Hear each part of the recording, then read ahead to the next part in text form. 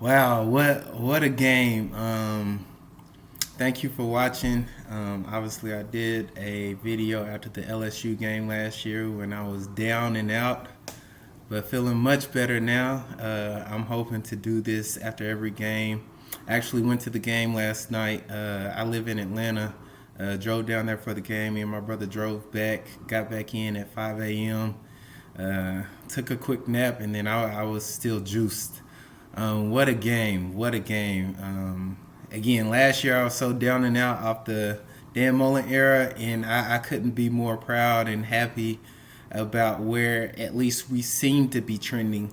I'm probably one of the more lax and easy Gator fans. I don't hold a coach to a 13-0 standard every single season, especially in his first season. I try to be realistic. This is the University of Florida. We should be competing for national championships every year in every sport. So, at some point, Billy will be held to that standard. But not in his first year. But I was looking for fight. I was looking for an identity. I was looking for resiliency. Just things that you could see when you watch a team perform when it speaks highly on their coach. And obviously, we got to see this team last year. It is really, for the most part, it's the same team. We have some new additions, of course, but it's really a lot of the same players. So you could really see, would they quit like they did last year? South Carolina game comes to mind. Would they turn in a horrible effort like against Sanford, UCF? Or was there a new fight? Was there a new belief? Was there a true new culture, a new beginning? And it was a resounding yes after last night's game. Let me give some props first to Utah. Utah showed up. Obviously, on the field, they have a great product. They have a great team. That rising kid, he's a player. Their tight ends, 80. He was making plays all over the field. They're not filled with stars. They're just a team. They remind me of a powerhouse high school team. Everybody just does their job. You're going to have to beat them. They're not going to beat themselves. You better come with it. You better be disciplined. You better come with the A+ effort. That's Utah. Again, on the field. And then Whittingham has basically taken what Urban has done and done the best imaginable for that university, for that football program. Let me give a shout out to their fans. Their fans were deep. I mean, there were times there when, we were on third down or fourth down, and I'm looking around like, damn, where are we in Utah? Like, they were deep. They were out there deep. I went to Bama last year. I go to at least one Gator game in the swamp. Auburn back in 2019, I think it was 2019.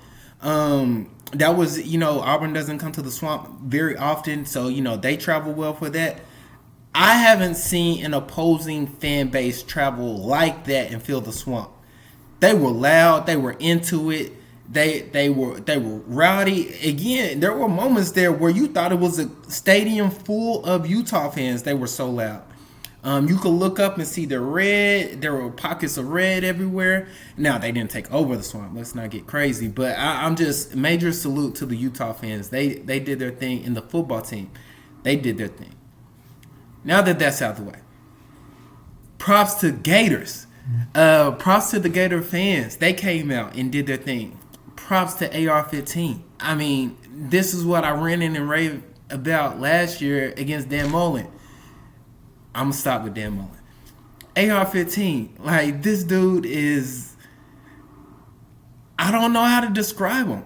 I really don't. Like, I keep hearing Cam Newton and Vince Young. I see more than that. I won't lie. I see more than that. If only we had, can you imagine him with the respectable defense in Kyle Pitts and Tony 2 years ago? How do you stop that? Kyle Trask is a monster. Statistically, the best season ever for a Florida quarterback. I get that. Against an all-SEC schedule. But he ain't this kid. This kid is crazy. How do you defend him? If you go man, he'll easily be contained. He's as big as your defensive end. Your D tackle can't catch him. He throws darts everywhere. We didn't really get to see him go deep that much. There was a deep pass to Henderson, I believe, in the second, maybe the first quarter. That ended up being an incompletion, but there was a hold on the play by Naquan. I could go on for hours about Anthony Richardson. I love that kid. I'm going to try to make it to. I always do one Gator game in the swamp per year, and then try to make either the cocktail party or someplace else. I've never been to Neyland. I want to go there in a few weeks. I might go to every home game. Like I can't see a situation where he comes back next year.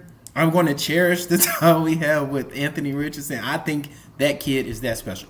But I'll get off of him. We all saw the game. We all know how special he is. Who else? I love our running backs. Let me give the big guys some credit too. Our offensive line. I love we have an identity. I didn't know what I heard people say we're going to run the ball. Billy likes to run the ball. What does that mean though? We saw what it means. We saw that if it's 3rd and 5, halfback power is still in the cards. If it's third and medium means nothing as far. That's not a passing down. I mean, I felt comfortable under Dan Mullen, especially in the later year, starting with Trask. You just didn't know what to expect with short down yardage. Like, we might power through, we might not. Damian Pierce was obviously one of our better running backs over the past decade, but he wasn't used like he should have been. But I just didn't have that confidence. This game, I mean, look at our 3rd down conversions. We were monsters. And that's due to the offensive line. I pray to God there's no injuries in our running backs. Naquan had the weakest game, and he was great. Great's a strong word, but he had a great game, or a good game. I love Montrell Johnson, number 2. That fumble was obviously big, huge turning point. Very calm, very patient with the hole, and then when he sees it, you're getting a Mack truck. Right in the gut of your defense. I love that. Patient with it, then boom. He's always falling forward. What was his? He might have been stopped for a 0 loss once, but everything else, he's getting at least 5 yards a pop. Etienne. Oh my God. Like, we had this kid for at least 2 more years. Like, I love our running back group. The receivers, I really don't have much to complain about. They caught the ball. They did their job. Schematically, I wish we would have taken more down the field shots. I'm not going to sit here and complain about beating the number 7 ranked team, defending Power 5 conference champion, and we rung up 450 yards of total offense. I'm sure there's other podcast or other channels, YouTube videos, podcasts, whatever, that will go in on the offense. I'm not. After that performance from from Anthony Richardson, that performance from the offensive line, that performance from our running backs, even the receivers catching everything, I think AR was 17 or 24. I'm not complaining about the offense. First game, top 10 team. I thought they did a heck of a job. I mean, A+. Let's talk about the defense. It left some things to be desired. I was reading one article this morning where they were actually impressed with the front 7. I can't give them impressed. I think that rising kid from Utah is phenomenal. I thought he was a player. He made plays. Obviously had the interception at the very end, but he's a player. He's going to move the ball against most teams. I mean, I know Ohio State doesn't have a great defense, or didn't have a great defense last year, but I mean, they have athletes, they have players, and he did a number on them.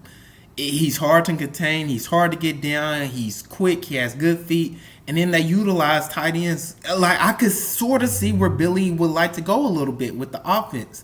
I still think he would like to have a vertical stretch, a couple. You can see that in our recruiting class. We have some slot guys that can move. So it will be interesting to see how this offense morphs, especially post AR Anthony Richardson.